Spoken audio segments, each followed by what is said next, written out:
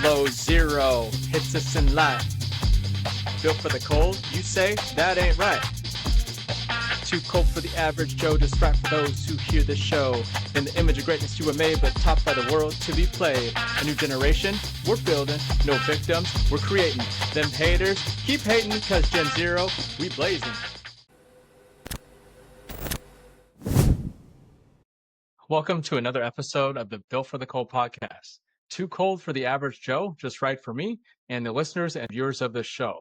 We're currently right now in what I call our holiday series, or a series on what's called separation season. Like I mentioned before, separation season is as most people decide to take the last 2 to 3 months off of the year and kind of slow down and check out and everything else and all their goals, everything else, and I'll just kind of wait till next year. This is where people that want to separate themselves don't go crazy. They don't do 10,000 more things than they're used to doing, but they choose to stay in the gap, meaning they choose to continue working hard. They know when to take their breaks. They know when to spend time with family, everything else, but they choose to just do 1 to 2 little things extra that stacked over the last 30, 60, 90 days of the year make such a crazy momentous difference going into the next year and end up being ahead of a lot of other people.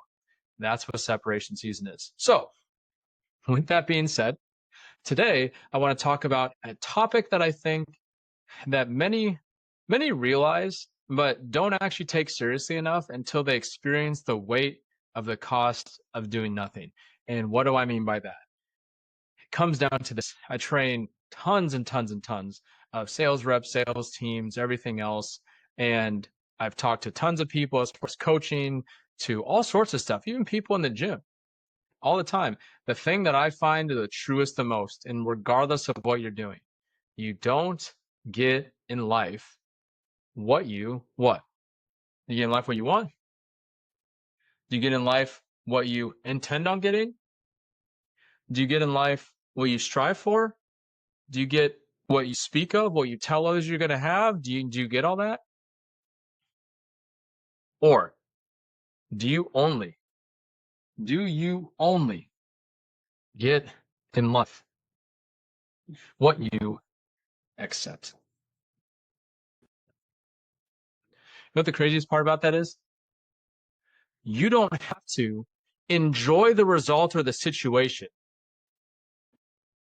to determine whether you accept it or not. See, I know a lot of people that live their life that don't like their situation, that tell everyone else, I don't like my situation.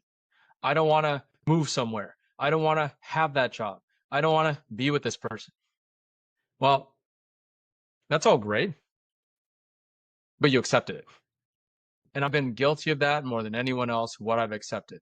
I knew what I truly wanted in my fitness, but I chose to accept not getting there.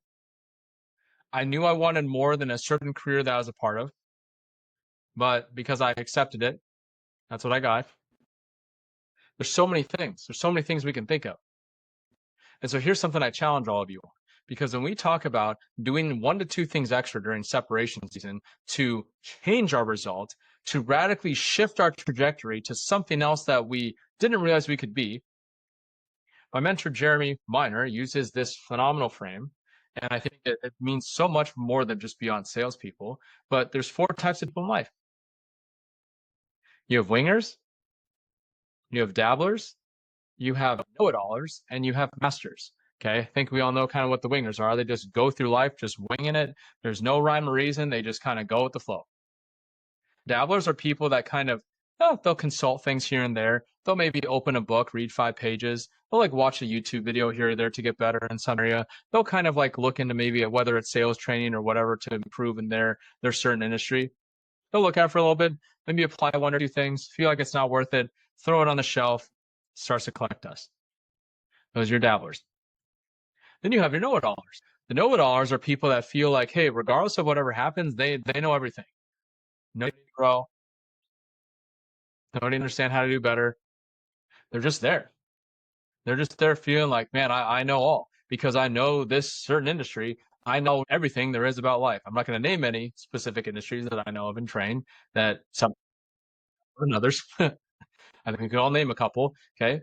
And because they know their area of expertise, that all of a sudden they know everything to do with finances. They know everything to do with like how the world works. It's pretty wild. Those are the know-it-allers. The masters are the people that know where they're good, but they also know that just because they know how well they do on something doesn't mean it can't be better. It's the tale of two truths, as we like to talk about with all the people that come to us for sales training, right? The tale of two truths. Just because things are going really good and you know what you're doing doesn't mean they couldn't be improved. And so when I look at everyone who kind of accepts this time of year as an opportunity to kind of like coast and do whatever, this series is just not for you. I give you the grace to exit in this series because I'm going to speak to the people who are seriously wanting to improve their life, not because of just what they want and what they say, but how they act. Because my challenge to you is, what are those 1 to 2 things you're going to do over the next 30 to 60 days during the holidays that's going to set yourself up for 2026 and put you just such on a different track than you've never experienced before? See, the universe doesn't reward how much time you think about doing something. The universe doesn't reward all your intentions. The universe doesn't reward, all the different things you've thought of or written down. The universe rewards action. Now, the craziest part about that is it doesn't always have to be the exact right action. It just has to be the action that puts you in the best position possible to get to as close to the desired result as you want. Doesn't mean it has to be perfect. Doesn't mean it has to have a 100% guarantee, which make a lot of people make the mistake. The reason they don't move forward is because, oh, well, I need a 100% guarantee that that's going to work. Do you? I mean, is there any decision you make on a daily basis that has like a 100% guarantee? Or are you just trying to say that I just don't want to make the wrong decision? See, a lot of people look at the cost of doing something, and so few look at the actual cost of not doing anything and not changing their situation, which starts with the reality check of, what do we accept? What's that costing you? You not being, I think we all know from Jeremy's frame, right? Like the goal is to be a master of your craft, whatever that is. Whether it's a skill, whether it's a way about, if you want to be a good speaker, a good writer, and good in fitness, doesn't matter. Are you doing everything you can to put yourself in the position to be a master of your craft? Or what are those 1 to 2 things you're doing during separation season to be a master of your craft? My question to you is, if you're not doing it right now, why? Why haven't you made that a priority?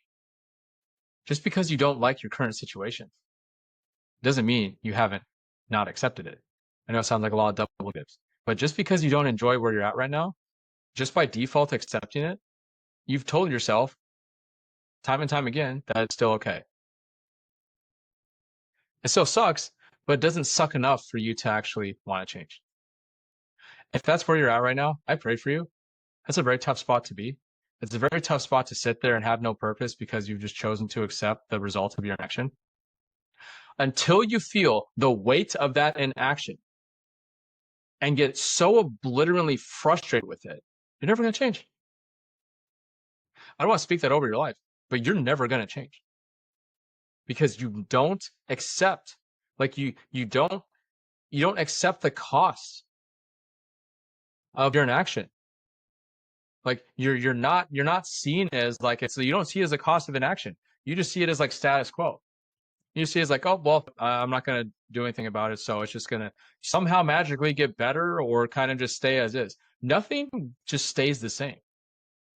Best case scenario, it stays somewhat the same, just slightly gets a little worse. But worst case scenario, it can get a lot worse, right? If you don't change, there's only progression or regression in life. That's it. There's no other way about it.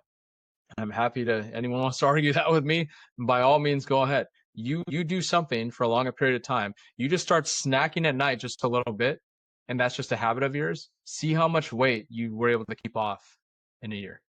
Just try it. Just try it. I can tell you that, right? Having trained a lot of people in that area. So until you accept the weight of your inaction and taking responsibility for those results that you have not had yet, you won't have the desire and the will to achieve anything else. There's no intention. There's no intention you could have that would move you in direction forward that would outweigh your acceptance of your current situation. Let that sit, because until you actually get motivated by the future potential nightmare that you don't want to happen, you're not going to put yourself in the uncomfortable position that you need for growth. And I can say the biggest thing that I see that separates the people that are very, very successful and get the dreams and goals that they desire, has nothing to do with them being perfect about it, has nothing to do with the fact that they were given more resources than other people. I know a lot of people that have 10 times less the resources than I've ever had, considering I don't come from a lot, and have achieved like 100 times more than I have.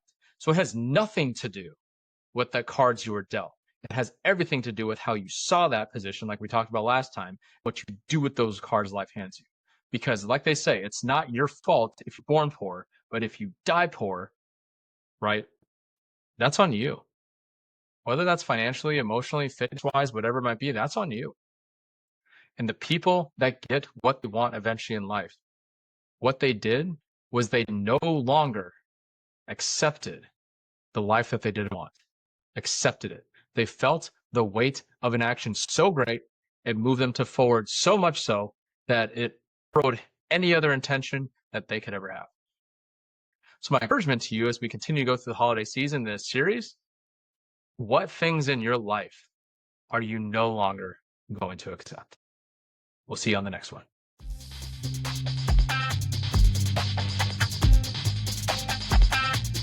This is where winners learn to be great. Built for the cold, you say? That damn straight.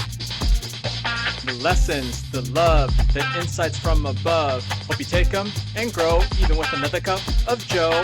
Thank you for dropping in and listening to the show.